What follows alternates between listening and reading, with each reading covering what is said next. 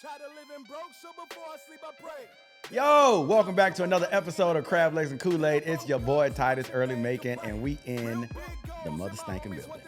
And let me tell you something. The season has been seasoning. And you know, instantly when I said that, I thought of food, and that's because I haven't eaten yet. But we're gonna move past that. Thank you so much, y'all. We are in there like swimwear. Y'all have been receiving it. Y'all have been asking me questions. Y'all have been giving me ideas of people to have. And honestly, as we go, now we're in season 2, as we go further and further and further into this, it's actually been really cool to like kind of see the podcast doors open up and people hearing about the podcast, like it being on a random page, and I'd be like, wait, I've been seeing that. Like, oh yeah, wait, I would love to do a podcast. Because at first you just kind of get scrabbled to get guests, but like now people are down and it's really cool. And including somebody who's down is the man we have today. I'm gonna call him the Broadway extraordinaire. This cat is a hat wearer. Is that a word? He wears a lot of hats. He can do everything. Chester Gregory, what up, man? What up, man? Thank you for having me, bro. Yeah. Let's go. Ooh, he ready. That was like a sport. Oh, He yeah. said, let's go. Let's get in there. Yeah. Also, did you grow up playing any sports? Random. I'm a No. rabbit trail. People know that. No, I was an artsy kid. I was the nerdy artsy kid. Artsy. You know what? And I feel like there's a lot. Let's start from the, okay. So who is Chester Gregory? Where is he from? Where was he born? Is it the same place? And how did he get into entertainment? What? Give me from the jump. Chester Gregory is just a guy from Gary, Indiana, who looked up to Michael Jackson growing up. Who decided to Ooh, did we say Indiana on purpose? Indiana. You say Indiana? I didn't say Indiana. I said You Indiana. said Indiana. Play that. Indiana. Somebody clip that. It's Watch. relaxed. Indiana. It's not an Indiana. None of that. It's just relaxed. Okay, Indiana. so Gary. And we say Gary, not Gary. Gary. Gary. That's how we say it. Gary? Yeah. Gary, Like, Indiana. you say Geary. Gary. Like more gear. like a E. Gary. Oh, Gary. Geary. Yeah. Gary, Indiana. That's how we say it. It Okay. tastes a little bitter. Okay, well, you'll be all right. You know, You'll be fine. Okay, he's from Gary, Indiana. a guy from Gary, Indiana, who Yeah. idolized Michael Jackson and just was grateful that Michael Jackson was from Gary, Indiana, because it allowed me to be delusional and feel like I could also inspire the world in my own way. That's pretty much it. That's pretty much who I am. Just somebody who wants to add value. Is Michael one of the big? Well, the Jackson, all of them. I guess I was gonna say it's Michael, but there's also Janet Jackson. But Yeah. are the Jacksons? Is that Gary's claim to fame? Are there other celebrities from Gary? There are other celebrities from Gary, Indiana as okay. well, but I mean, when you got the But- Jacksons, it's like, you know. Ain't nobody gonna beat that. yeah. Ain't nobody gonna beat that. You know, a question that I skipped, that I actually like to start typically episodes with is, how has God been showing up for you in your life? You a God-fearing man? Yeah. How's he been showing up for you in your life lately? God has been showing up for me by really speaking to me through my intuition and just leading me to trust with that and know that that's enough. So there was a period in time when I felt disconnected from God and all of that and even angry at God. But lately it's really just been about like, I feel reconnected to God in a way that I hadn't felt in a very long time. And I feel just that I'm being led, you know, with trust. So I lead with trust now. Yeah, you know, I feel like people speak about it. If you are a God-fearing person, if you are a Christian, you know the terminology or the phrases like, you know, I find myself upset with God or like disconnected from God. But I'm like, the people that don't know, I feel like they think that, you know, when you're walking with God, you think it's all rainbows and butterflies and everything's good. And it's like, no, there's moments that are completely normal, mind you. If you're new believer out there, it's like, it's completely normal that you're not going to always feel the same, you know what I mean? Because and the reason I said I'm happy you said that is because a friend of mine contacted me recently. He was like, because he just started like loving on God heavy. He was like, oh my gosh, this is amazing. And then recently he was like, I feel like a little, something, like I just feel like there's like a little distance. And I'm like, but that's okay. It's not that God's gone anywhere. It's like sometimes I feel like, and maybe you can attest to this or give me your opinion on it. I feel like there's times of stillness and there's times of running and there's times of like running with God, and there's times where it's just like, okay, I'm here. I'm existing in this space of just like letting you sit and watch, letting you learn, letting you whatever. And they all feel and look different at different times, but it doesn't mean that God's gone anywhere. I don't know. What's your take or thought on that? So my journey with God and religion, those are two separate things in my opinion, right? So I was baptized twice. Grew up in Gary, Indiana, an all-black city, but somehow I went to a white church, a Lutheran church. Baptized in the name of the Father and Son, Holy Spirit. Moved on, went on to college to only become Pentecostal and then get baptized again in Jesus' name because the Father, Son, and Holy Spirit wasn't it. And now, I'm on just a different trajectory where I understand, the journeys of those perspectives as well, but I have a more welcoming perspective. Because especially when I was Pentecostal, there was a heaviness with it where I just felt like, okay, everybody that don't know Jesus and everybody that don't say Jesus' name is going to hell. Ooh, and if you are a person with empathy, then that has a lot of weight to it. So I would cry for hours. I would just pray for hours. I was a person who could not wait to get my paycheck to go out and buy those tracts that they hand out to people about Jesus and about the Lord. I was one of them. You was deep. I was one of them. Yeah. So I couldn't wait to buy my to spend my college check to do that, or leaving places like, oops, I hope you find this message about Jesus. I was that person. Wow. Yeah.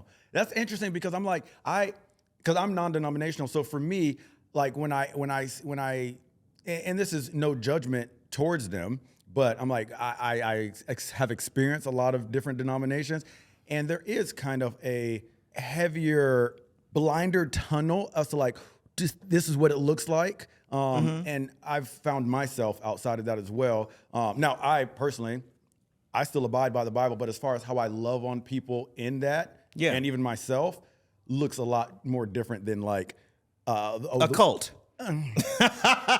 Let's just call a spade, and we're gonna do it. You know what I'm saying? A cult. But yeah, and it's like I'm a very empathetic person too. So maybe that's where that comes from for me. I'm like, oh well, hold on. You just got to X, blah, blah, blah. And I'm like, hold on. Isn't that also the love of Christ to like go in there and meet that person where they at and just love on them right there? You know what I'm saying? And show them love. Anyway, but we can go on a whole. That's a whole thing. But back to my boy. Yes, sir. Chester Gregory from Gary. Oh, gosh. Gary, Indiana. So wait, you mentioned Michael Jackson. Now, I do believe I know a story that I've heard from you before, and I want to hear it myself. I met Michael Jackson. What? I met And he Michael knew exactly what I was talking about. Yes. How? Where? So it was it was back in way back, way back in the day. It was back in 2003, June of 2003. Okay. The mayor. That was not the. Yeah, I mean, whatever. Yeah. It's fine. Folks know I'm a dinosaur. As long as you say 2000 something, it don't sound that bad. Okay. But if you put that 19 in there. Okay, it was 90. No, I'm playing. It was back in 73. No, but so back in 2003, I got a call from the mayor. Okay. I was going around auditioning for things and stuff, and I was doing a show called The Jackie Wilson Story. The mayor of Gary, Indiana called me and said, hey, we're putting together a special performance for Michael Jackson. Want to know if you'll be a part of it? And I was like, absolutely, sign me up. Yes. Remember where you are, because that's already a big deal. He said, and I repeat, Michael Jackson wanted to know if I wanted to be a part of it. Michael Jackson. But no, the mayor called. Not Michael Jackson. The mayor told me Michael Jackson. No. Michael ain't know who the hell I was. I was like, that's all yet. Okay, continue. I digress. Okay. So, yeah. So the mayor called me because I was doing this show that had a lot of popularity at the time, paying tribute to one of Michael Jackson's biggest inspirations, which is Jackie Wilson. Okay, right. So, anyway, I was like, absolutely. They were like, great. What Michael Jackson song you want to sing for Michael Jackson? And I was like, they tried you. I don't want to sing no Michael Jackson song for Michael Jackson. Are you crazy? And does he want to hear people sing his songs? He don't want to hear me sing it? No. But you know what I'm saying? Like, think about that. Even as an artist yourself, I'm like, think about all of our songs. I don't think I want to hear you sing my song. Like, that's how I felt. Yeah. What I look like doing Billie Jean. You see? Like, no. Right. So I took it back further and did Lonely Teardrops by Jackie Wilson, which I knew would resonate with Michael better than me trying to imitate him. And you was already doing that song in this. I'd already done this song in the show and stuff like that. And so, So did that, and then I went into a song that had a snippet of Butterflies, a song of mine, and got finished with all that. I had dancers the whole nine. We did a whole thing for him. Okay. Took a bow. When I looked up, Michael was on his 2 feet. I said, oh, Lord, is that a standing ovation from the king of pop? I can die right now. I don't want to die, but I can die right now because it's like a full circle moment right there in Gary, Indiana. Right. And then shortly before the entire show was over, he was getting ready to leave to kind of beat the rush of the crowd. And I said, I'm about to meet Michael Jackson. So I'm running up behind him, screaming Michael like everybody is screaming, right? Y'all, I'm sorry. I'm not even going front with you. I've heard this story before, and it's still mind-blowing. Like, one would think I'm acting, but it's still like, to open your eyes and see him standing up, it's crazy. It's crazy. Let alone to be able to have the courage to sing in front of him sitting. Even if he was turning away, but the fact that his ear is in the room, like, any of that is wild. Were you nervous? Or is it like the performer kicked in and it's like, all right, showtime, we just do what we do? Yeah. The performer kicked in. I just didn't think about it. I was like, let me just hone in and do it. Right. Okay. Zone in. I'm sorry. So you needed to meet him afterwards. Yeah. So I'm yelling Michael, and everybody's yelling Michael, so he can't hear me. And he's about where you are. And then I was like, I sang Jackie Wilson. Jackie Wilson. I sang Jackie Wilson for you, Michael. Yes. It worked. It turned around. He had security guards let me through. I walked up to him. We shook hands. And I told him, basically, thank you for just inspiring me and so many other people around the world. And, I kept my cool. My friend who was with me, her name is Rita, she started like, oh my God, that's Michael Jackson. And she's like, I could see her. And she's like, oh my God. And I'm like, don't you mess this up. She's like, oh my God. And she just passed out. I thought, oh my God, I'm gonna have to check on her later. Later. She laying down. I'm gonna check on you later. Right. So she already laying down. But so there's a couple of things I learned from Michael Jackson in that moment. Right. And so Michael Jackson, just being a person of great status, he barely moved. And we talk about this in acting class a lot too. It's like when you are portraying someone of status, they barely move because every move means something. And so even though we've seen Michael Jackson, like, in his performing element, when he's doing a lot of his extremely well choreographed movements and all of that, when it came time for that, he barely moved. It was surreal. Wow. The other thing is that he was like very old school. It's like firm handshake. Yeah. He had the glasses, but I could see those big eyes piercing through the glasses, looking. Great. And even though like there was all of this noise from people just screaming and yelling, all of that stuff, in that moment it felt quiet, like we're in another dimension. It still doesn't feel real. Wow. But I wish, my only regret is that I wish I gotten a picture. But I didn't want to ruin the moment by trying to take a picture. But you have, honestly, what's most important is an exchange, a lesson. And I was like, imagine always hearing that noise, right? People screaming, people, like, I feel like it really is in his brain and in his space. It is exactly what you felt. Like, he's had to learn to, and just be like, oh, I'm here. I hear that, but it's like, he was honed in. The focus was like razor sharp. Yeah. Man, that's wild. Okay, so at this point, because we kind of jumped past some stuff because I love that story. So Little Chester,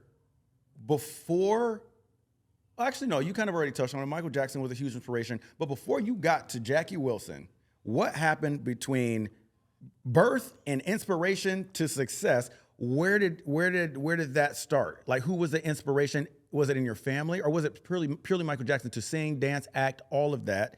And then how did you get your foot in the door, and if you will? Delusion can be a wonderful thing because I was rejected a lot in my journey for being, pursuing the arts, right? So my very first memory of like wanting to do this as an art form was by a fellow fifth grader. This girl saw me do like Thriller, you know what I mean? And come on. She came up to me and she was like, "You gonna make it?" And I thought, "I'm gonna make it?" Ooh, I held on to that, right? Yes. There was a performing arts high school in Gary, which is now demolished. But Emerson School of Visual and Performing Arts was based off the LaGuardia School that they based the film and TV show Fame, right? Yeah. So that inspired that school to be built in Gary, Indiana. And then, so I auditioned for it. I was like, oh, she said I'm gonna make it? I'm gonna audition. Yeah. And they did not accept me. Man. And I was like, that's all right. I want to audition again. Auditioned again. And they did not accept me. I auditioned a third time. Uh-oh, I'm nervous. And I was like, let me just do multiple things, right? So I auditioned like a third time, just doing everything. Yeah. And then they finally accepted me, but they didn't accept me in either one of the programs I wanted, which was acting or singing. They accepted me in the dance program. So I was in high school, like you said. I was not in sports, but I was a dance major in high school. What? Okay, what? Yeah. Like, what? I mean, that's cool. Happy you got in, but it's like, was dance even part of your other than like having natural rhythm, most black people we get, you know what I'm saying? We get it. Yeah. Other than that, did you have any training? Or No, I didn't have any training or anything prior to that. I think what did it was What? they had us do this move, and then we ended up having to do like a barrel turn. And barrel turns I exactly love what barrel barrel turn is. turns. Yeah, like I just get the mechanics of it. Yeah. I was like, oh, I could do that. So I just was doing the barrel turns like at the audition, and that's what got me. At least they were like, we need somebody that can hit it like that. Yeah. And then from that, I then received 4 years of training of dance after that. And were you able, once you were in the school, were you able to, what's the word, integrate some music and acting classes? Yes, Okay. yes. So the music and drama departments loved me. They were like, we don't understand why you're not a part of these other programs. So the school productions I was a part of, and and all of that stuff. Isn't that crazy? Yeah. And this is not to shade the school or anybody in, but I'm assuming you're one of the success stories from the school. Yeah. Isn't that fascinating? Because also I went to performing arts school in New York, and they had like sections, like class sections each year, and we all knew. They didn't say this, but we all knew that the section numbers mattered. Because you could be a section 1, 2, and it was only 180 people that got accepted into the performing arts school. And you could be a section 1, 2, blah, blah, blah, whatever. I think I was in section 7, maybe. And we all knew because section 1, 2, and 3 had like the top instructors that like had huge resumes. Do you know what I'm saying? And all the rest everybody had great resumes and great instructors, but we knew. Yeah. And everybody knew. Yeah. Anyway, the point is, I was never in those sections, and I remember people always being like, "Oh my gosh!" Like, and people always thought like, "Oh, well, section 1, 2, and 3, like they're gonna come out swinging." And it's just always fascinating how the success stories, and we've had a lot of successful people from our school, and a lot of them weren't even in those sections. Like, I think there's something to be said for the drive it creates. Yeah. To not get it how you think you should have got it. Do you know what I'm saying? Like if they would have welcomed you in the first try, like maybe it wouldn't have created such like a drive in you to be like trying to prove yourself, which is annoying to say. But anyway, I just think it's fascinating when stories end up that way. Yeah. So when that rejection happened, I was already validated by a peer. And so it's like, you just never know. Like kids can say the cruelest things to each other. They're like, kids are so sweet. Like no, kids is evil. Kids are evil sometimes. Yeah. But yeah. But a peer of mine, validated that experience for me. So when I got that rejection, I was like, okay, they don't get it yet, And when I went to my mom, told her I wanted to be a singer. You already knew to think that? Like, okay, I just don't get it yet. Yeah. I'm like, okay, I'm just gonna keep going, Good job. But my mom also told me the truth, right? So the first time she heard me sing, she knew I wanted to be a singer. She was like, okay, all right, baby, we gonna put you in some voice lessons. Wait, come on, mamas. My mom did the same thing. Yeah. I was like, I want to sing. And she was like, and I sang. I sure did. I sang Lion King, I'm Gonna Be a Mighty King at my talent show. And she was like, that's good. She was like, but we don't work on that. Voice lessons. Like how they weren't delusional with us. They was like, no, it needs some refinement. Yeah. And cool. so for the next, 15 years after that, I studied voice. And so that's, all a part of it. Yeah. Dang. Okay. So now we know what got you into the high school part. And then after, that was a high school, right? That school in Indiana. High school, yeah. And after high school, did we go on to college? Yes. Okay. We went to Columbia College, Chicago. Come on. And was there any more entertainment happening there? Yeah, I was a musical theater major. They had just launched the program. I was one of the first people in. So now we're getting the transition into, this is making sense. And then after that, this is me expediting because I got some bigger questions I want to get to for you. But after that, how did we get to New York? Okay, so after I got my degree at Columbia College, musical theater bachelor's, I then started auditioning around in the Chicagoland area, various theater companies, and the Black Ensemble Theater, where we did the first version of the show called The Jackie Wilson Story. They've done it a couple of times since then. And with that show, it was just such a tremendous success. And it was kind of like... That's the same Jackie Wilson that got you to the Michael Jackson performance. Yeah. So how it all connects is... The show kind of ran off and on for 3 years or so. And then we started touring various cities. We went to the Apollo Theater and all of that stuff. And then from that, the popularity of that show, that's how the mayor called me and, all that. That's so dope. And what would you say right now is, as of now in your career, is the coolest job? Stick with me on my rabbit trails, but whatever. Is the coolest job, or like the one that is your claim to fame right now, the one that you're most known for? What would you say that is? With the exception, With the exception of, well, before Broadway, it was definitely the Jackie Wilson story. People still talk about it to this day, where they still message me about, like, you know, the way I interpreted Jackie Wilson resonated with them.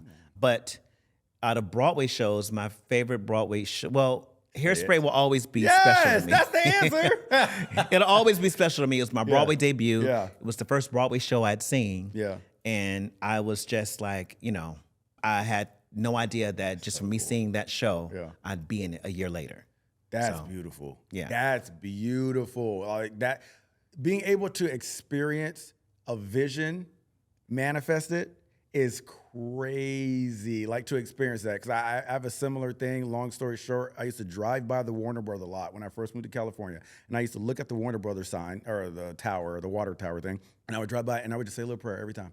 And I'd be like, Lord, that'd be so cool to work there. I was like, I just want to work there. It's like, and I was so specific, but I didn't know I was being specific. I was like, I just want to like be able to pull on lot, them know my name. And because, you know, you go to auditions back in the day there, pre-COVID, and you would have to park across the street. You have to walk on the lot and do the whole thing. They give you a badge, but you wouldn't be one of theirs. You're just kind of like filtering through the lot, whatever.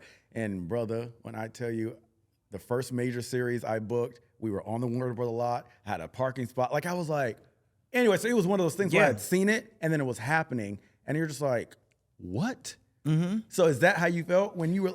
Yeah, I feel like your greatest tool and also your greatest enemy is your imagination. Man. So, you know, your anxiety, all of that stuff is your imagination working against you, right? All of the doubt, the self-doubt, all of that. So then the opposite side of that is things that you manifest, right? So one big thing that I used to do all the time is in high school, we used to play this game where we had an imaginary crowd that just cheering for us. Like, oh, there's my crowd right there. Oh, hey, ah, and like, you know what I mean? And so all of that. And so like, I would just take this imaginary crowd with me. And then before I knew it, like, you know, just a few years later, after all of that, I started to see actual people in the slots of where it was all imagined. Wow.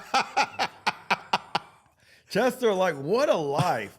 Because do you ever have a stop and take it all in moment? Because you have quite naturally done what people have aspired to do at their peak. Like some people's peak, like of their career goals, is to be on Broadway.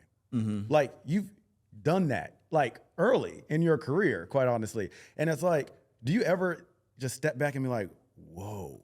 Or is it kind of just like work? Well, life has a way of doing that to you. So there's been times I was just like riddled with like crippling self-doubt. You know, so you have these winning streaks, you know. The only thing guaranteed in this industry is that you will be unemployed. Now, you may be unemployed for a day or a few hours, a few weeks, a few months, a few years. But at some point, you will be unemployed. And during that time, you just have to not let those moments define you. And what helped me is that when I was just sitting with imposter syndrome and wondering if I offered any value outside of portraying somebody else, I looked back at old footage of myself before any of those things happened. And so going back and seeing like who you are and going back and seeing who you are and the things you enjoy are often reminders of like, wait a minute, okay, I'm none of those things. Like those are avenues I've chosen to add value, but who I am at my core is none of that. And that's a question like a lot of us were faced with, especially in the industry during the pandemic, when there was no art that could be practiced or performed unless you were in Georgia or Florida, because they didn't care about no pandemic. When I tell you, I still had gigs in Georgia and Florida and Texas. Was not playing. They didn't care. I they went down there for my birthday, and it was a normal spring break. They did I not was care. like, oh, we They were like, anyway, go ahead, but really though, but like a lot of us were faced with, okay, well, who am I, right? And so like, you know, that I think is just, and then like, you know, I do a lot of coaching. I have a wellness group, and the question often comes up, well, who am I? You know, when that person is like at a pivot in life, when that relationship has ended, when you're at that divorce, when you're at that career change. It's like, well, who am I? I've done this all this time. Who am I? None of those things. So the question is like, we like to put all this meaning to our lives and ask all these like esoteric questions. When you see a dog or a cat or a turtle, they never question what they do. They know what they're going to do and they do it, right? And so like, what if we're just here to experience the world and just, you know, aim to add value in some type of way? And that's it, like rather than all of these things we assign to it. So that's a question that comes up for me a lot. So let me take it back one more time because I also want to double back and get to the wellness group that you started. But we're going to pause that real quick because I want to dive into that a little deeper. But going back to Broadway, I'm fascinated to know the victories and the hardships because people often, like me in this moment right now, is like, bro, you made it to Broadway. Like, what? Mm-hmm. You know what I mean? So, like, there's that. But what's on the flip side of that we don't realize one could be battling with? Yeah, so especially when you are a Black artist, right? So speak on it. What I do love about Hairspray is that I came in right away with a lot of convictions, even though I love the show. It's still a comedy that takes place in the middle of the 60s riots and all of that, right? Yeah. And in the imaginary world, we have, Tracy Turnblad, who leads the civil rights movement, right? But we know in real life, that ain't happened, right? So it's like, and what I love about Hairspray is that the creative team, they were very receptive to my convictions as a Black performer. So prior to me having a Broadway debut, I had almost a decade of experience almost exclusively in Black theater. Right. So I was already grounded with community, with Black actors and singers and performers who embraced me, who let me sleep on their couch when I was trying to audition in New York, or or just like really supporting me. Not to get you off topic, and I'll remember where you were, but because I brought up a question in me for the people watching that aren't Black. What is the significance, in your opinion, to having that community? Like, because I think some people that listen will be like, oh, well, why has it got to be the Black community? Like, why does you just got to stick with the Black people for the community? Like, there's a significance to community. What would that be for you? Or what would you say about that? I would say the community is really helpful for grounding, resources, and just having community itself. And right? I would also say, to put into that, just being able to be seen fully. Because sometimes, just from my own experience, industry-wise, it's nice to have a community that allows you to be your full self, and it doesn't mean that any other ethnicity is trying to necessarily always mute you. Sometimes they are, a lot of times they are, and I mean that in not even a strong racially injustice way, but in a way of role availability. Like sometimes in the entertainment industry, it can very much be, oh, well, we have a role. There's one Black guy, there's 6, 7 other white roles, and then we all are fending for the one best friend of the main guy. So it's like when you're in the Black community or Black theater, there's kind of roles for everybody. You kind of really just get to blossom and express yourself. That would be my kind of thoughts on it as well. Like the significance in it, because I don't want anybody listening to be like, oh, well, you just can't be a part of white community. It's not that. No. It's just a space where we can be seen, feel seen, learn, grow, and then plot me into the world of all types of diversity with like a strong root, if you will, into who I am. But anyway, sorry. No. It's but that's true, because like on the great white way, as they call it, we're oftentimes the best friend. Right. And we're placed into roles or into moments when they know they want to elevate it. And then they'll oftentimes take what we create and then get credit for it, like they actually wrote it or like they actually arranged it, when actually, no. So we see this theme happen over and over again. So Black artists, Black community, with actors and performing artists, we see each other, we validate each other, and we support each other. And so that was the importance of that. Yeah. And then, sorry, to get you back on. Thank you. For what you're ADHD. Hey, newly diagnosed. Come on. We're going to talk about that too. Neurodivergent crew. Not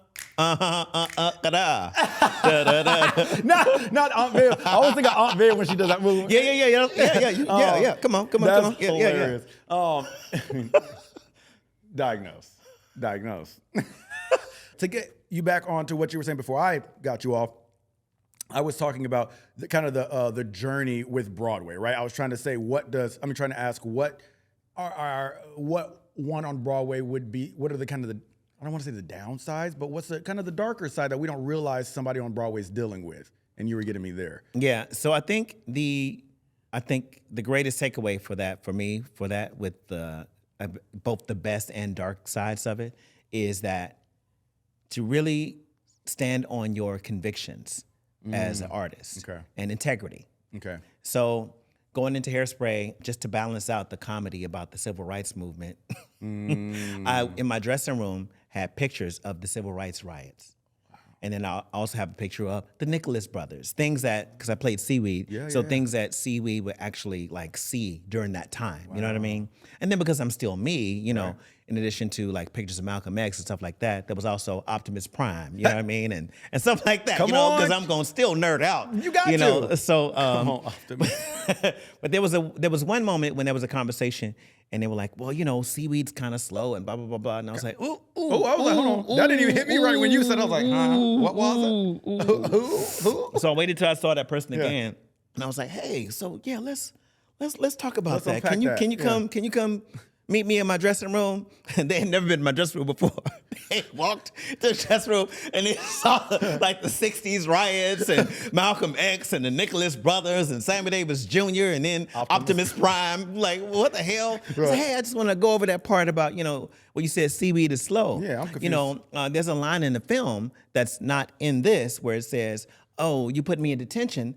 That's where you put the slow kids and the black ones you want to hold back.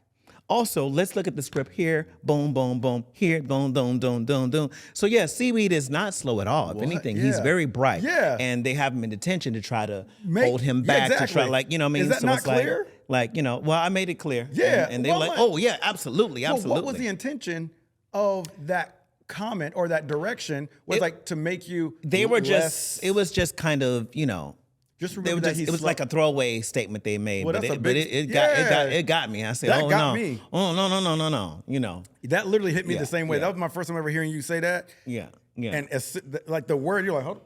Yeah. But where? Like slow where? Yeah. Like what? Is he being held? Yeah, I'm slow because someone's holding me. Because Come on. I'm not slow here. Speak, Lord. Speak to me. Come on.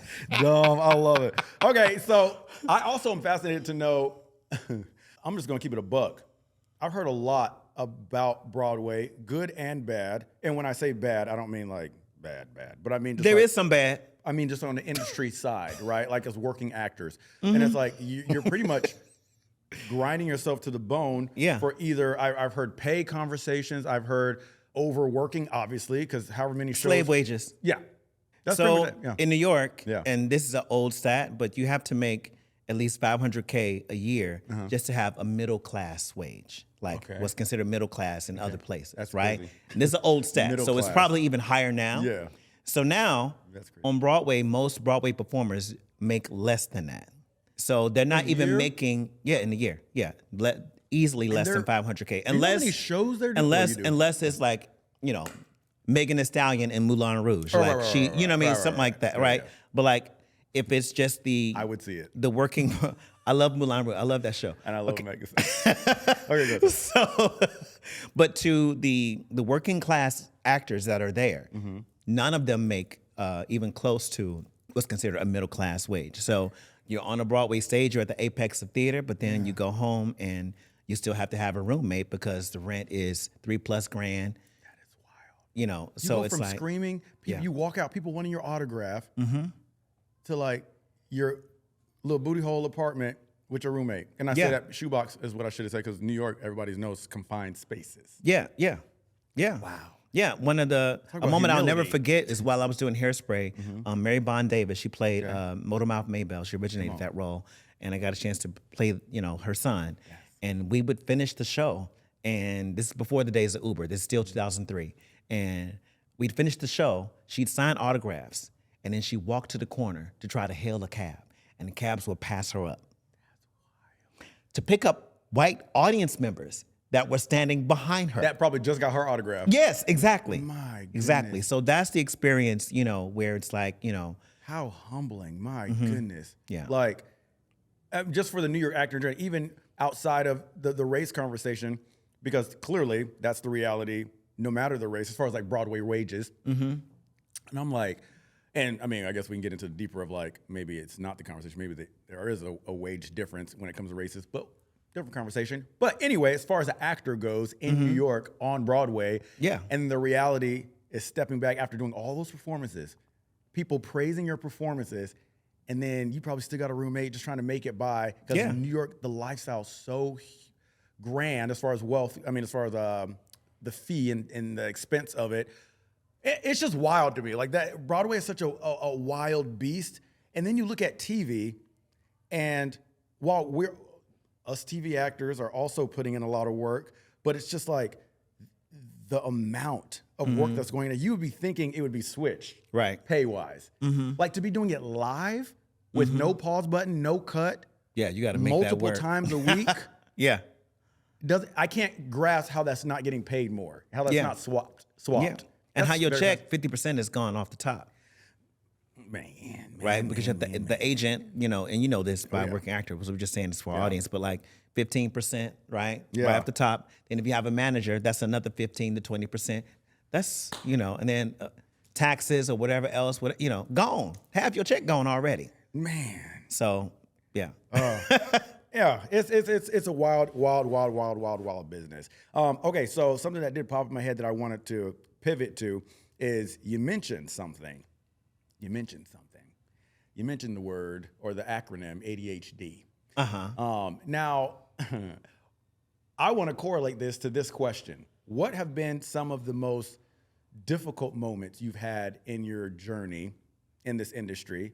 And has ADHD or any other, if you have any other diagnosis that you're willing to talk about, have any of those played a factor into your journey?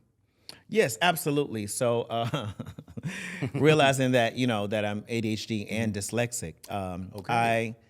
That's a big one. Yeah. You got a lot of words. You got a lot of words, a lot of work, you know what I mean? So like I would always be terrified because it doesn't show up for me when I read silently. It shows up when I read aloud. Oh. And so as actors, you know, we get cold readings all the time. And I don't like that. I'm already jumping into this conversation because right off the bat, I can see something that it makes it look like, and I don't like what it makes it look like. So you actually having this dyslexia, and I'm going to make it a color thing again, sorry. And like being black and reading out loud, I don't like that would probably make people already think less because, oh, of course he can't read type thing. Oh. You know what I'm saying? Like, of course he's struggling. Like, I'm like, and not knowing that you have an actual diagnosis, like, I don't know. It just brought me back to a place that was sensitive for me because I don't like reading out loud, but it wasn't because I couldn't.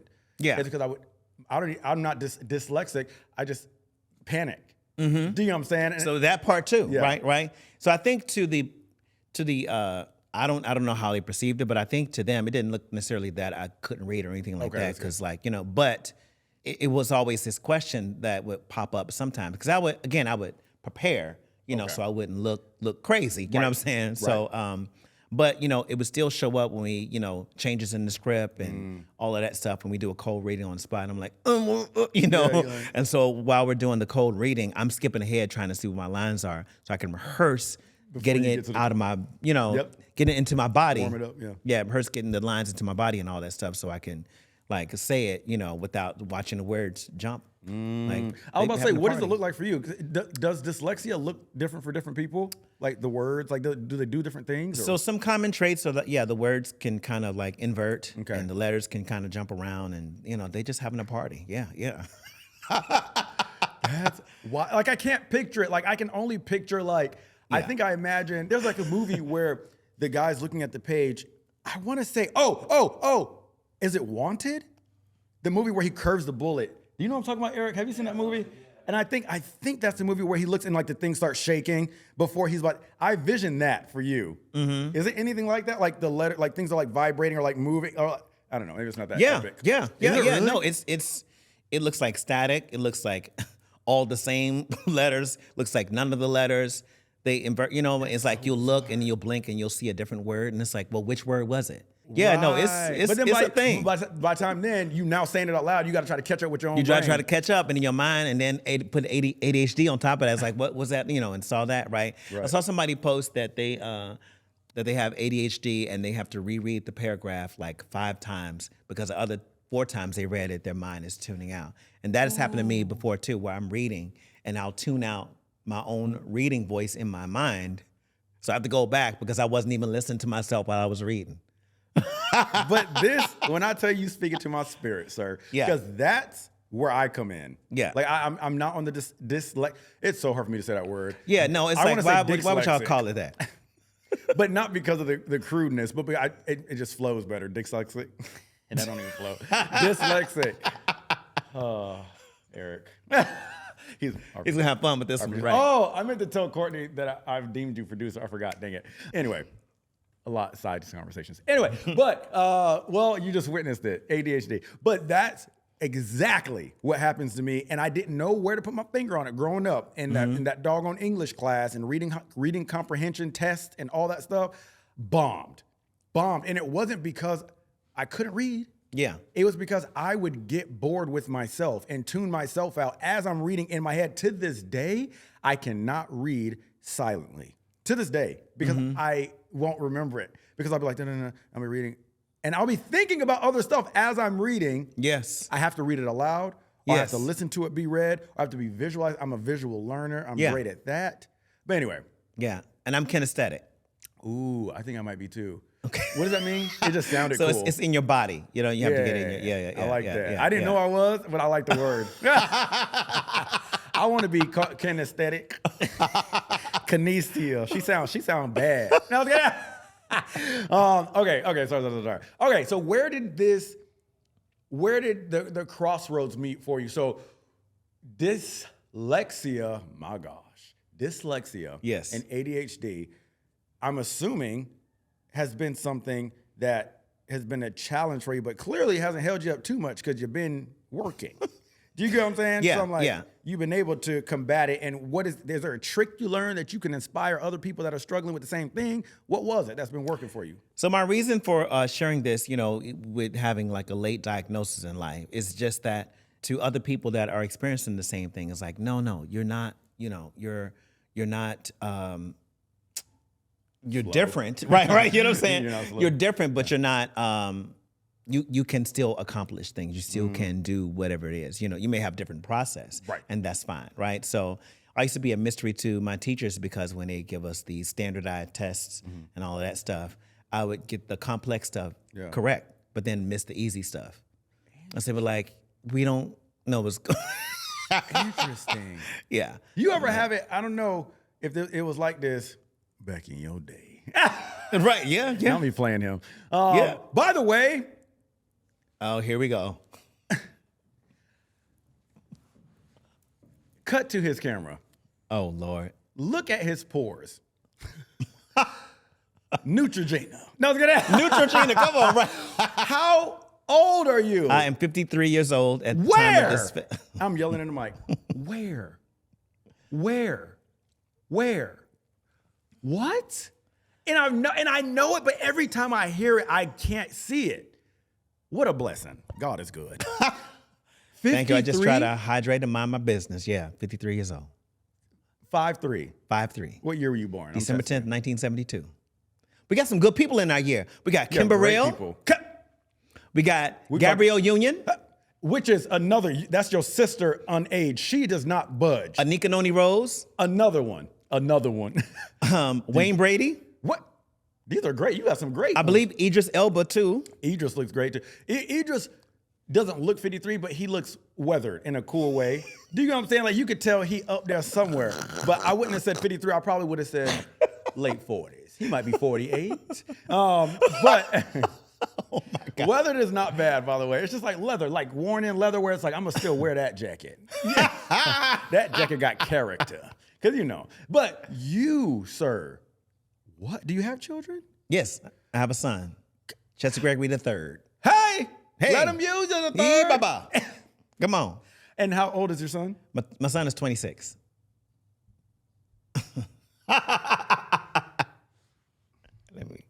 The man sitting next to me is 53-year-old with a 26-year-old child. Where? You are the 26-year-old child. Like, Chester, I'm sorry, I'm not going to linger on it too long, but that is just, I don't think I've seen it done like this before. 53? I'm 53, no work done, no dyeing my hair, no nothing, and listen, if it turned gray, I might dye it one day, but I'm not doing it right now. But like, but like, with or without dye, whether you were dyeing your beard, hair, or not, the face though is like the retention, the lubrication. Brother, Black, truly. Black. Come on, Does melanin, not you know? crack. Yeah. I'm like, I'm cracking more. I was like, I look older than my dog over here. Get out of here. Lies. You know, lies. you Yeah. and Pharrell are two anomalies in this industry. Pharrell does, I don't know what age he is. I'm assuming he's probably older than you, right? We're wanna around say the he's about same 50. age. I don't think he's 72. He's Hey, around. Siri, how old is Pharrell Williams? Oh, not me waiting for it to say it, and it didn't read it. 52, you're right, 1973. Y'all look fantastic. I could only aspire. Like, truly. Anyway, I don't even know where that got me. I was genuinely re-blown away because every time he's told me his age, I genuinely forget until I hear it again. And I'm like, what? What were we talking about before I said I was your around age? in the 70s. What we I talking genuinely about? don't even remember. It's rare that I get lost. Like, normally I could bring myself back. Dang, what was I talking about? Wait, I got it. Oh, we were talking about ADHD. We're talking about dyslexia. We were talking about, I don't know how we got to age, but it don't matter because I'm gonna pivot anyway. Because this is Okay, where ADHD comes into being a benefit because I didn't need your consistent story. I was gonna take it on my own trail anyway. There it is. Come on. Okay, And that's on Gemini. And that's on. Got him. No, you want to know? I literally want you to see my notes, and the next thing I was about to go into is horoscopes. I kid you not, and he brought me there himself. Anyway, let's cross over into the Chester that Gen Z might know. Because Okay. we might not know Broadway, right? Right, Even though you right. had an illustrious career in its own, and you continue to do so, praise the Lord. This generation might know you a little bit more from social media because you've been killing it at that. My dude got numbers. Go check his stats. What made you, before we get into exactly what you do up there, what made you, especially even at your age too, like that's such an insulting. Oh, here we statement. go. Now, look, Here we go with the jokes, ageism. The jokes are gonna keep coming now. Oh man, yeah. Ageism. Especially with you being a dinosaur. Especially with you kissing death in the mouth. It's like, here Was we it go. Before or after you met the first caveman that you decided to be? I'm just kidding. No. But truly though, because a lot of people at different ages feel like it's a space not for them. So the actual genuine thing, because even my dad has been like, oh, I might get me an account. And I'm like, yes. There's all ages up there, and there's a career. There's money to be made. Yeah. For everybody. Everybody wants to be identified with. Everybody wants to be seen. Everybody wants to feel like they're there themselves. So every age group matters legitimately. That's just not me saying that to cushion this, like truly. Because I'm 36 and I'd be feeling too old for it, but that's not even a thing. Do you get what I'm saying? Anyway, so what brought you to social media? What made you want to try it? Where were you at in your life? Talk about it. Okay. So what really brought me into like creating content just on a very consistent basis was actually wellness. So I started out with, in the pandemic, right? Yeah. So I'm also an introvert. So during the pandemic, it was a time when introverts got to thrive. It was like one big cancel plan. Like what? We all get to sit at home. Y'all was living. And ain't Y'all nobody best life. working. Don't nobody know how they gonna pay rent or nothing. And it's just one big cancel plan. Sign me up. So during this period, you'll see a lot of people who, enjoyed being alone And blossom. got to thrive. And so I started talking to my phone like I was talking to a friend, right? And just nobody else is there. And I just started with just checking in, just seeing, okay, how are you doing today? What's going on? And then I started to enjoy the idea of just being creative, right? Because prior to that, I'd only use social media for whatever shows I was doing or whatever music I was releasing or whatever it was, right? It was about, again, stuff I had done, but not who I wanted to, who I am and what I want to offer. Yeah. And so I started with that check-in. I was like, okay, let me just continue to be creative daily and just see what happens. So I just started playing around. And when you were doing that, were you aware that there was money to be made, brand deals at the time, or were you just doing this for you personally? I was just doing it just to purely, So it was just just organic. for the exercise. Okay. Yeah. And No, go, sorry. no. Yeah. Well, because I was going to say, and when did like horoscopes enter the chat? So astrology was, I know. So horoscopes is like the daily thing and all that. You're right. I'm not doing, no, but I just want to clarify. No, Just you're being right, like, you're right. Oh, he does horoscopes and they go start Oh, DMing me for readings. I don't do readings, right? So I'm not And I have studied astrology, but I'm not an official astrologer. Okay. Right? So with me, it's more so about personality types. Okay. So my first, I'd done astrology videos before that, like a little bit just like for fun. But like the first one that really started to take off, I just did like just various ways people apologize. And right before I uploaded the video, I said, okay, you know what? Let's see. This can kind of be like a Sag like this, and let me put Sag and Gemini together with this, and this is Aquarius and Scorpio over here. To throw the little jabs at Gemini. You don't think I'd be pep? We opposite twins. Sag and Gemini are opposite twins. Oh, yeah. So you do it respectfully. Like, yeah. And we cause trouble together. That's because people be quick to be. If I say Gemini, they be quick to be like, oh, and I'm like. Yeah. Oh, no. You got moons and rising and all them stuff. You got other colors too. Exactly. Right. All right. No. I rock with Geminis. We get in trouble together though. So they're team turn up and did. So then after that, I just started signing, signs to it, and then people, just started to respond to it, and I was like, oh, okay, let me try it again. Try something else with the signs and all that. Yeah. And just kept going. And then it kept growing into just a thing that people, started to relate to. Yeah. And then slowly some brand deals and stuff started to come in and stuff like that. And then I was like, oh, okay, this is what gets the numbers. Let me dive all the way in. But then it became another form of imposter syndrome. Ooh, I realized that, people started to know me as this Zodiac guy and all of this stuff. And that's not who I am. Right. That's just something like... Because mind you, that's how I was introduced to you. Yeah. I had to learn. To be 100% honest, off rip, I didn't even know the acting, the singing off rip. Because I came to you through social media. And I was like, oh, this is what he does. Yeah. And that's wild because you're so freaking great on the other side of that, which is crazy. You know what I mean? Mm-hmm. Anyway, sorry. No. So it became another form of imposter syndrome where it's like, where I was dealing with imposter syndrome when I was performing on stage, feeling like I didn't offer value unless I was portraying somebody. Here I am feeling the same thing because unless I'm, personifying somebody's zodiac sign, I'm not adding value to the world. And I had to like kind of just shake all that off and be like, wait, no. Let's get this back to wellness, which is why I did this in the first place. And more so than it being about somebody's astrological sign and all of that stuff, it's really about their personality types, how they relate to it. Because I do believe astrology can be a useful tool.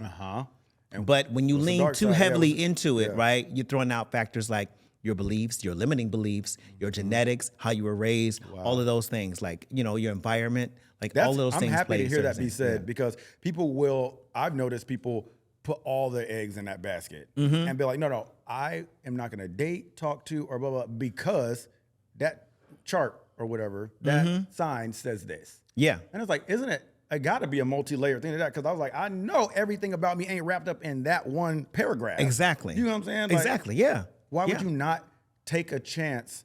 Like, it might be some foundational things. I personally kind of lean towards like kind of the love language world. But it's like, okay, these are just like helpful tools. Yeah. Like you said, where it's like, now I know you're not a physical touch person. I can choose to go into this relationship knowing that and pivot accordingly, or I can just go find somebody else who is more so that. But that's it, as opposed to like, oh, I'm not because, and it's like, I don't like when people do that. So I love hearing somebody who has studied it clearly be like, don't make it all that though. There's a lot of other things that go into it. Yeah. So thank you for saying that. Yeah, so I've been doing the Zodiac things for years, but I never did it reading about the sign first and then personifying it. I just did it thinking about my friends that are born around that time.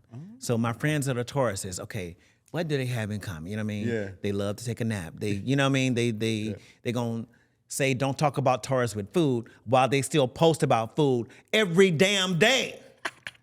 Taurus also is the sign that fusses at me the most on social media. They always got something to say when I say something about their sign. It ain't never right. And then they like, and stop talking about food. I'm like, and I don't talk about food all the time, but Taurus is, but like, but I'm like, well, look, Kev on stage, he gonna talk about food every day. Tony Baker, who is vegetarian, will still talk about food every day. And all of my other Taurus's friends, y'all talk about food. So when you stop talking about food, I'm gonna stop talking about you talking about food. And that's on, what are you, Sag? There it is, right? So anyway, so like I just did it that way, just thinking of like what my friends who's born around that time, the traits they have, and then I was like, okay, well maybe this is a thing. Yeah. So let me actually study astrology, so I'm not kind of like cosplaying as one. So I did have knowledge of it, right? But I started to study it more because I'm like, okay, well maybe this is a service that I can offer people since they like the way I interpret it.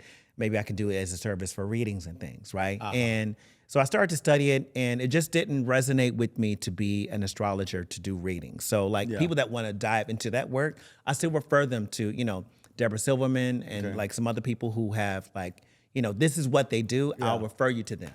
Okay. Now, what I do though, however, is I offer coaching. Okay. And so I have a wellness group called The Cipher. Yes. And I help people like pivot to find to rediscover their purpose. Okay, and that's the whole purpose. The whole point of The Cipher is, are we in the realm of life coaching? Where are we at as far as like the objective with The Cipher? Yeah, like life coaching and community as well, right? So oftentimes we're connected to people through social media because of work or because of, friendships or family members or whatever it is, right?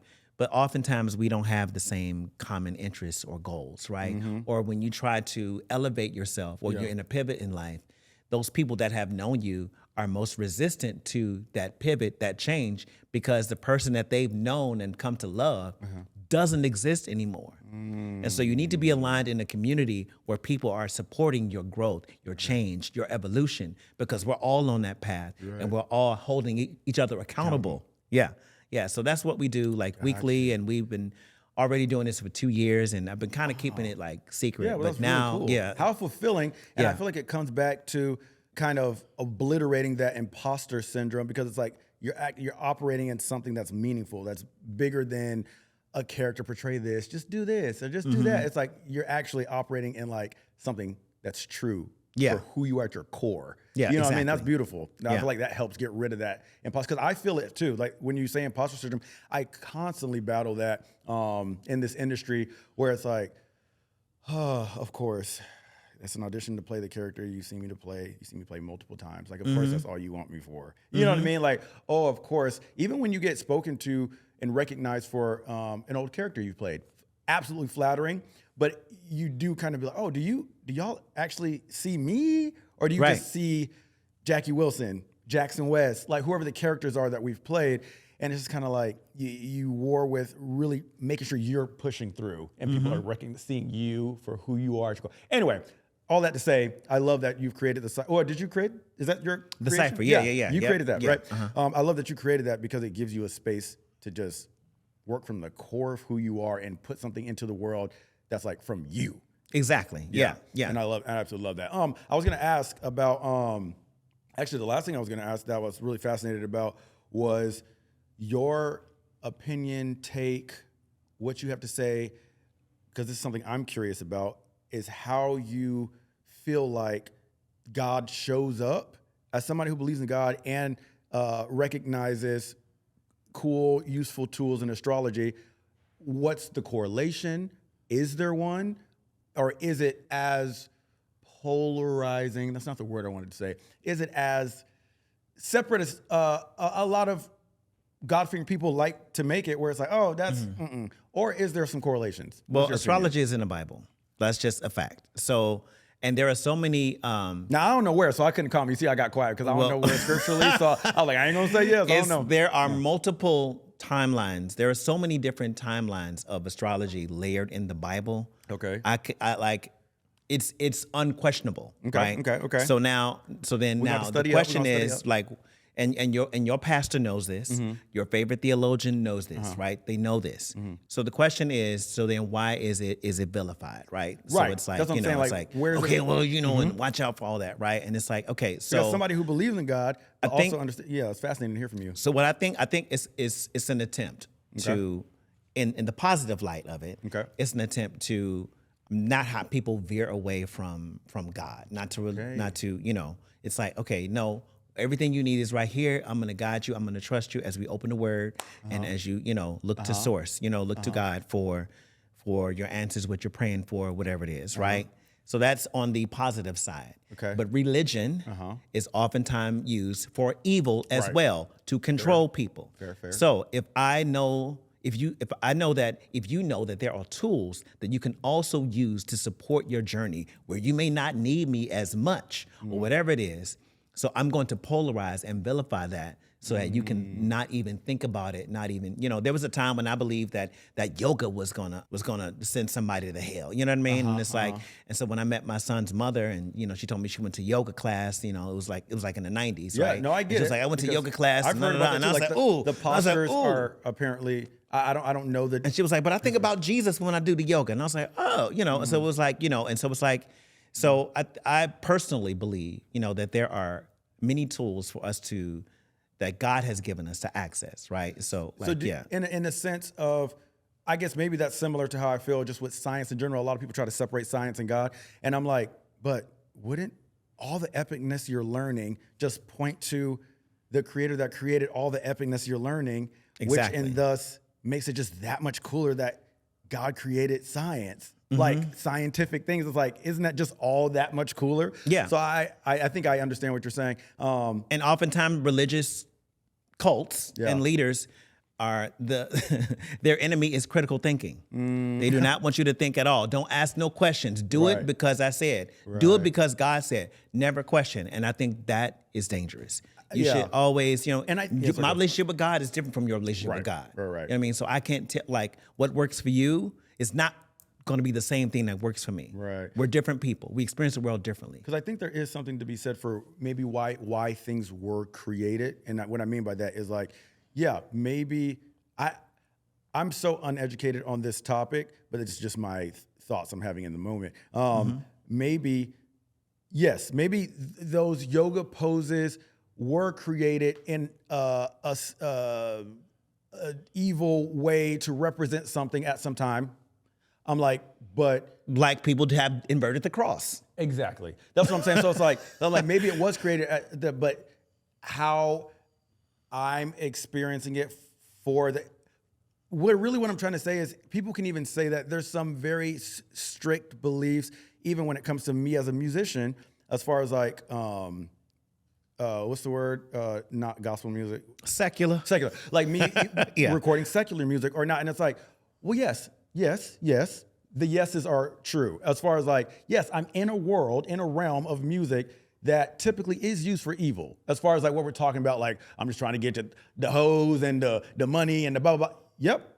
But my vessel in that space is being used to point back to God in the way I'm being used in that space. So why can't that potentially be true in other realms of things? AKA, it's like, okay, while maybe some people are using astrology for things opposite of God, that doesn't mean that it can't be.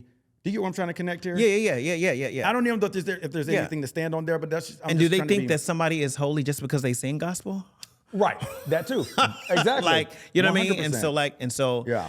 But I'm always thinking about that, right? Because I have a lot of Christians who are my supporters, right? Yeah. And I even have a lot of famous gospel artists who are also my supporters as well. And so I find it interesting that, here's like a gospel artist I've known, well, not even known prior to this, but like admired for years, some even decades. And they like a Virgo post. I'm like, whoa, you know what I mean? Because back in my Pentecostal era, I would have been like, oh, no, astrology, no, right? But like, I feel like people are critically thinking more. I feel like people are, just understanding that, religion is the idea of trying to box God and say, here it is, a one size fits all, one serving fits all, right? Where I think spirituality, though it can incorporate elements of religion, is really about having your personal relationship with God. So Christians oftentimes talk about relationship, but then we'll go right back to what's in the one size fits all thing, or only pick certain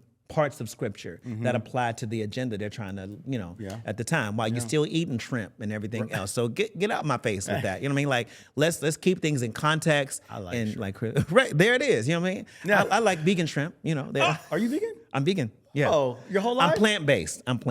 I don't know what the difference is, honestly. It's, it sounds like a vegan. It sounds like a vegetable. All vegan, plant-based. I'm like, oh, because like there's like processed. Like so I have processed stuff. I have a vegan diet, right? But like veganism in itself, you can see in his face, he was like, "Ooh, I don't really want to get into so that." So it's a whole thing, it's a whole right? thing, Vegans what veganism is essentially like animal rights activism. Oh, And so they are not eating the animals as a protest. That's what I'm saying. I never knew it was that. Like I knew that was a thought that I've always heard them say, but I didn't know that was like the definition. It's like, kind of we're defending the rights of animals. That's the basis of it. So the basis of me having a vegan diet is because I personally like the way my body feels. Oh, it's because I study, Dr. Sebi and some other like holistic doctors, and I found it beneficial to me. How long you been doing that?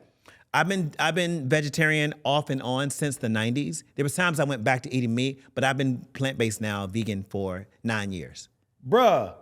And he's 53. Oh my God, I know what's coming. Something might be, that might be, y'all trying to, that's the answer, the key. Honestly, no, thank you so much. And I appreciate you. Like we would have to do another podcast because I'm really fascinated into diving even deeper into the correlation topic between a lot of things because between like when we're talking about astrology and God. Yeah, and Jesus was born during the astrological age at the start of the astrological age of Pisces. You see how my mind, because I try to stay up because a lot of me wants to just be like, right. You know what I'm saying? Just because like, why? But the other side of me is like, that's willing to learn and expand as long as it's not like pointing me away from God. I'm like, okay, there's beautiful things that I don't understand that are happening around me. Could this be one of them as long as it's not weaponized and used against God, which people do with the Bible. Yeah. So it's like, so you just have to be open in that sense because even people do that with even manifestation, like that term, I personally don't agree with. And if you do, beautiful. But I feel like it's an excuse to just not say, I'm having faith in God for something. It's like a worldly way to be like, I did that on my own. Like I thought of that and that happened. It's like, I think that's also being weaponized as an excuse to point you away from God. To make it seem like you did something on your own, when really it was like, no, you had faith. We trusted in God, we had faith. We saw something for ourselves, and we're actively take faith without deeds is dead. So for me, it's like a thick topic in a beautiful way. So the term manifestation, right? The term narcissism, all of these terms are like buzzwords now. What people say and make me want to throw up when I hear them, right? I used to love the word manifesting. I had a workshop called Manifest Your Inner Shine and all that. But now you see these people. And it's using like that word so much, and it's like, and it feels like, I created this on my own. When actually, what you're saying is you collaborated with Source, with God, with multiple people. And nobody wins alone. Point it back to what it actually would be, but now it's an excuse to have self-righteousness to be like, well, I thought of that and I did that. Shout out to me. Like you never could do anything on your own. You couldn't birth yourself. Right. You know what I'm saying? Like it's always taking other things. Yeah. Anyway, I could talk to you for hours. Yeah. Thank you. Before we get you out of here, I want to play a quick game with you. Okay. It's called Keep or Quit, and it's going to be a rapid fire, 12 questions, keep or quit. I'm going to ask you two things. For example, it's going to be blue or green, and you're going to have to say keep to one of them. Which means we know you quit the other one, but it's going to be a lot more difficult than that as far as the ones I'm saying. Oh my God. So for example, let me get a sip of H2O. You don't get your sip. So I'm gonna do a rough draft with you, and this is how fast you gotta move. So I don't want you thinking about it long. I want organic answers, and we're gonna know where you really sit with these thoughts of these things. God. And it's gonna be random stuff. Okay. You'll see. Blue or green? Blue. Great. So we know he's keeping the ones he's saying, which means he's quitting the other ones. That's important to know. Ready? Oh, God. On your mark. Get set. Marvin Gaye or Al Green? Marvin Gaye. Woo! He's faster than I thought. Good job. Temptations or Commodores? Temptations. Boys to Men or New Edition? New Edition. Sorry, Sean. Yeah. I know Sean stopped me. Sean, you're the homie, but you know New Edition gave y'all start. All right, go ahead. Period. Hit your mic back. Sean Stockman, you're the homie. You know Boys to Men gave y'all. New Edition. Sean Stockman, you're the homie. You know New Edition gave y'all start. That's why we're gonna go to New Edition. Okay, go ahead. Okay. I'm gonna keep all three of those. We're gonna splice all three clips. He thought Sean we were gonna keep my homie. Love you, bro. Okay, sorry. We could go. Patti LaBelle or Aretha Franklin? Aretha Franklin. Dang. Okay, I thought you were gonna have a hard time with these. Cheesecake or pecan pie? Cheesecake. Okay. I don't like the consistency. Okay, beach vacation or snow vacation? Beach. Were you kidding? Genuine or Tank? Tank. Broadway or film and TV? Film and TV because I want that check. Sweet or salty? Oh. New York, salty. Salty. Hip hop or R&B? Hip hop. Oh, really? Yes, I did not. I'm a hip hop head. I did not That's think how that. I even started my plant-based journey was from conscious hip hop. So like the Jungle Brothers, Tribe Called Quest, like Ooh, I you know what I love mean? Tribe- Like when they would Ooh, talk about fair enough. eating a fruit or vegetables while they or something and all that kind of stuff. De La Soul. Come on, hip hop. See, y'all ain't know hip you know hop what I is, mean? is Like, inspiring, teaching people. KRS-One in the 90s released a song called Beef, talking about like what happens in the meat industry and all of that stuff. So like, yeah. Amazing. Okay. Okay. And look, and Queen Latifah said, what she say? What's the song? Fight. No, not fight the fire. Okay, cut that out. Leave it in. It's fine. Okay, here's the last. I love you, Queen Latifah. I know her too. You know yeah. Queen? Yes. I love Queen. Wait. yes. While we're talking about Queen Latifah. Yeah. Like, I think you've seen these clips, right, where people like they're at award shows and they just stop and they just mention Queen Latifah. You ever wonder what that is? Yes. Yes. So I'm gonna tell you exactly know what what that it is is. for me, but, yeah. So Queen Latifah and I became friends on social media from doing stuff, and we just ended Pisces season. Happy birthday to belated Pisces and I know Queen what that Latifah and means. all The them. whole season, Okay, all right, but okay, because you like it ain't Gemini season, you don't know. Okay, got it. All right. Anyway, irrelevant so if it's not. reason being, Queen Latifah is stunning when you see her on pictures and all of that stuff. Yeah. But when you see her in person, Yeah.